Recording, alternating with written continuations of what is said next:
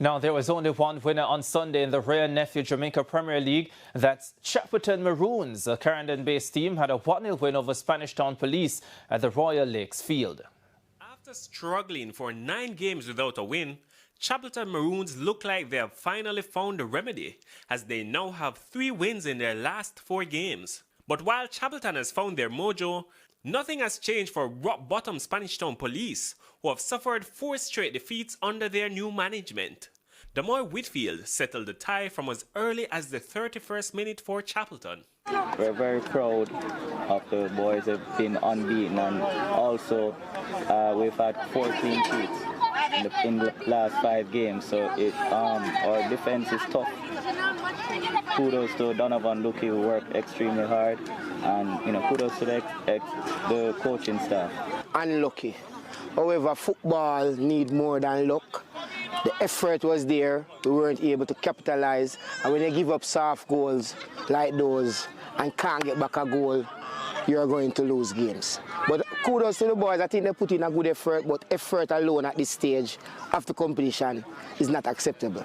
Second place Racing United were on the verge of defeat before salvaging a point against Dumboholen at the Ferdinita Park.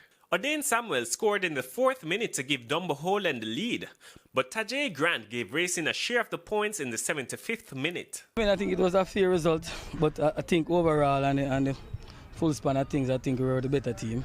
I just think that in the second half they were hunting and they got lucky. They got lucky, and just that's how it is. We make it look hard. It's not about digging deep. We have possession right through the game, but we're not clinical, and that killer instinct was there. But definitely, we come out to the 1-1 draw, and we have to just settle for that. There were no goals between leaders Montego Bay United and third-placed Portmore United at Jarrett Park. The draw ended Mobay's 2-game winning streak. In terms of miles, kilometers, that where we go, we travel every single week. So it's difficult for us, but we continue to work, and that's why it's important that we have the quality right around. We came here expecting a tough game, and that's what we got, and we're happy for the point, to be honest. The league continues on Monday, with Malines United taking on Tivoli Gardens at the Anthony Spaulding Sports Complex at 5:30 p.m, while Arnett Gardens entertain Waterhouse 2 hours later. Daniel McLeod reporting for TVJ Sports.